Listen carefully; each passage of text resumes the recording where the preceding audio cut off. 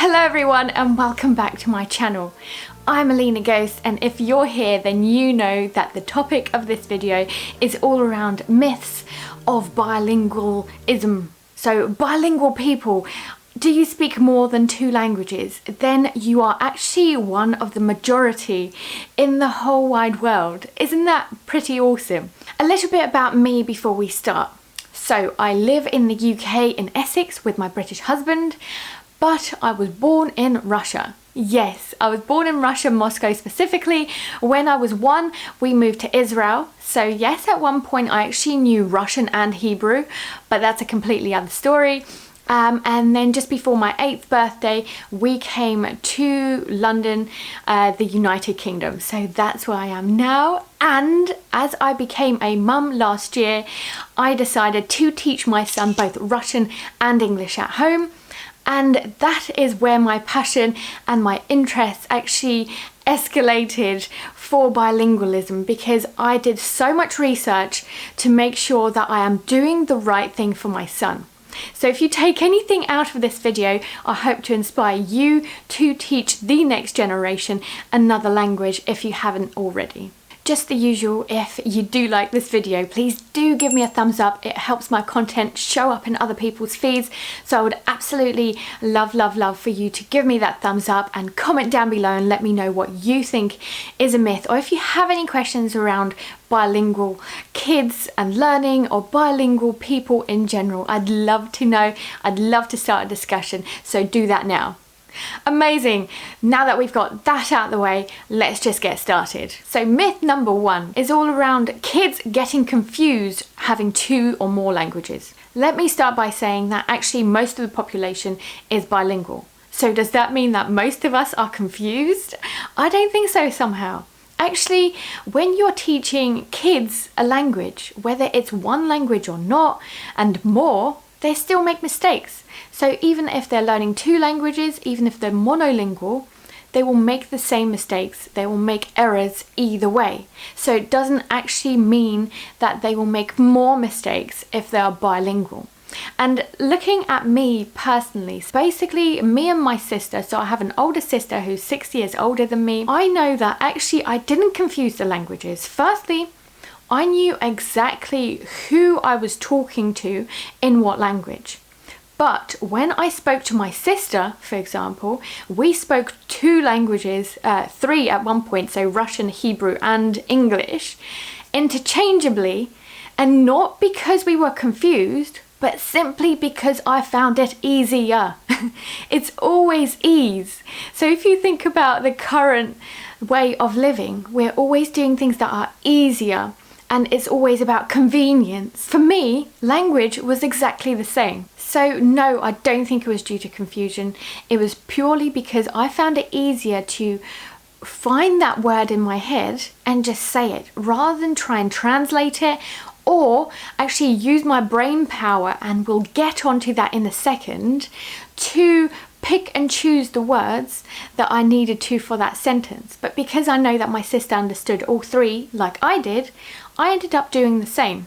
But it doesn't mean that I was doing that with people who I knew didn't speak those languages. There's research to suggest that actually people who mix languages do so grammatically. Imagine that. If it was a confusion point, surely people wouldn't do that grammatically. But the fact that babies, kids and people mix languages with a linguistic structure that is correct, it cannot be in any way a confusion point. Myth number 2 is all around speech delay. Is there speech delay when it comes to babies and kids learning 2 languages? No, but I can see why people might think that. So let me explain. My friend Sarah has a PhD in child psychology, and she's the one who told me this.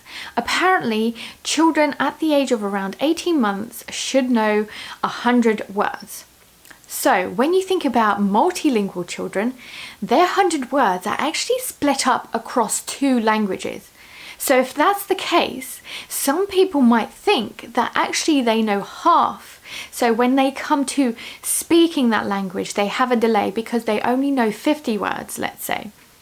But that's actually not true, because they know those words, but across those two languages, that means that actually they know just as much as monolingual children.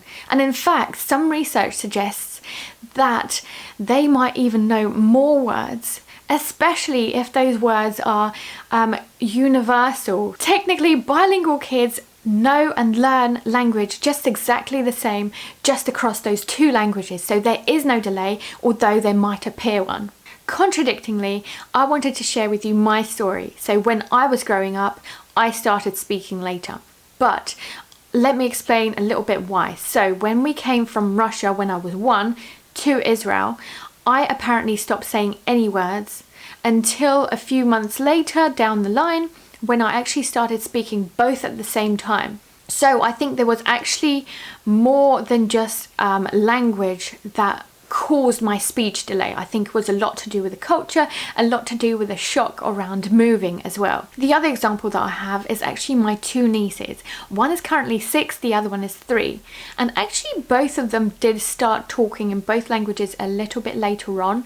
My second niece was actually finding it even harder than my first niece, which is interesting because she would have practice with her sister, right, as well as her mum, whereas her older sister wouldn't have had that. So that is interesting. But I actually researched that this isn't necessarily due to bilingual learning. This isn't because of another language. It's actually the case of just them learning language in general, because they couldn't speak in both languages. It wasn't as if they could speak in English but not Russian. They actually found a delay in both languages, which suggests it's actually just learning in general, and there's nothing to suggest that actually they wouldn't have had the same troubles if they were just monolingual children. Perhaps this is just a family trait. At the end of the day, I remember growing up and my family saying that maybe I just wasn't very good at languages. My sister would pick it up much quicker than me, whereas I took a while to actually get into it. So perhaps it's just genetics rather than bilingual learning. Myth number 3 is having to learn all the languages when you are a baby. And speaking from my personal experience, that simply isn't true. If I learnt the language from the age of 8 and now I know English like it's my own, I think in English, I speak in English, I don't think I have an accent. So basically I know English and I didn't learn it when I was a baby. Apart from that, there's actually research to suggest that there are different stages of life that give you different advantages for learning a language. So surely that can't be a reason for you having to learn a language as a baby. But this explains the fact that there's so many famous people out there who know so many languages, or like 2 languages or more, who have learned this language when they're like in their 20s. Arnold Schwarzenegger, he actually learned English in his 20s when he moved to America. I thought that's pretty cool. He's currently doing politics, he's done acting.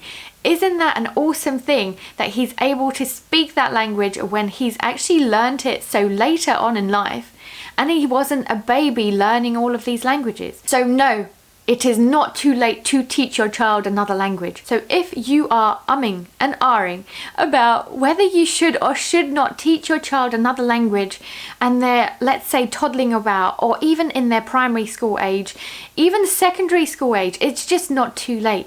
Get them into that language, so then you know that you've done everything that you could to teach them another language. Next up, let's talk about, are bilingual people less intelligent than monolingual people? The short answer is no. There's actually research to suggest that bilingual people have great advantages, things like problem solving and multitasking.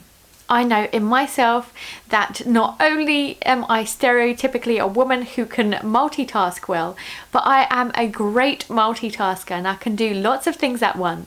Whether that's due to bilingualism, I don't know, but I do pride myself in being able to do that.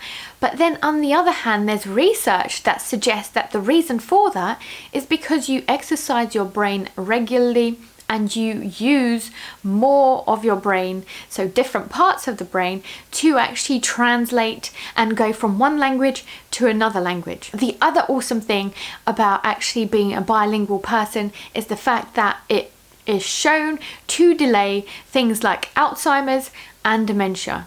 And a lot of the time that is because you are exercising your brain so much, doing those translations, speaking those two languages. So it's no surprise that actually you are able to delay those things by up to 5 years. So no, you don't actually have less risk of having those diseases, but it is able to delay that, and I think that is bloody awesome.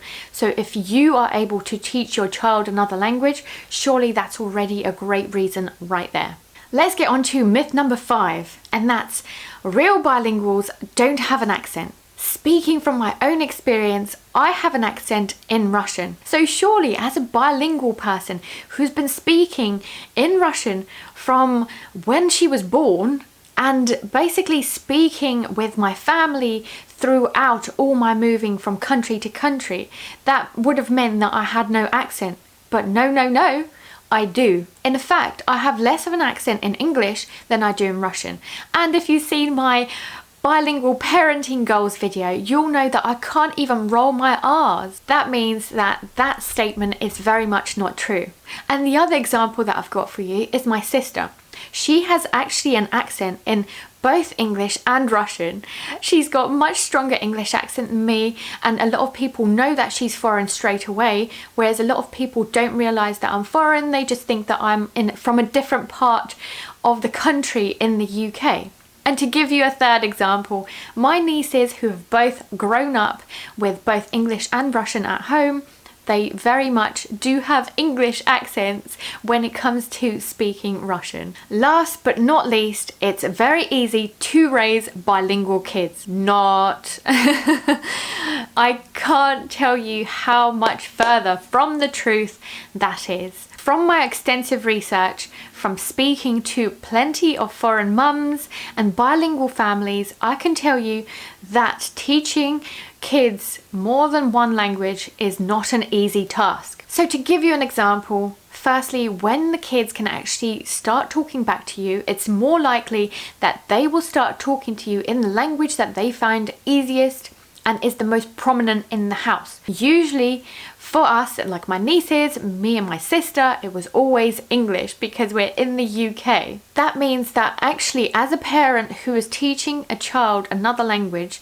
your job is to talk back to them in the other language, so the language that you're trying to teach them, and is usually the hardest one to speak for you as well. So for me, if I take this personally, when I speak to my son in Russian, it isn't second nature to me. I actually have to think about the fact that I have to speak in Russian so that he can learn Russian from me. The other example is the fact that if you don't actually know the language as well as you want to, so for example, I myself only know Russian to a basic level, I don't know how I will be explaining to my son certain things. So if he's going to be asking me things about life or like philosophy, or I don't even know the word philosophy in Russian, for example.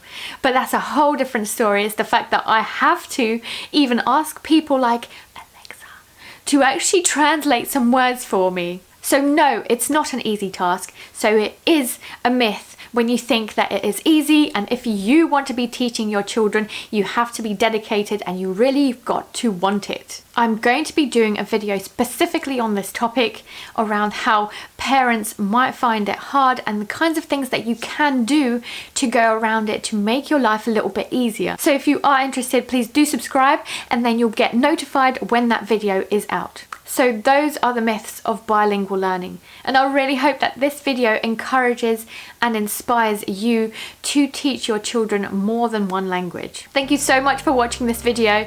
If you want to follow our bilingual family journey, please do subscribe if you haven't already, and let me know in the comments below what you think around bilingual myths and if there's any that I didn't cover. Thanks again, and I'll see you next time.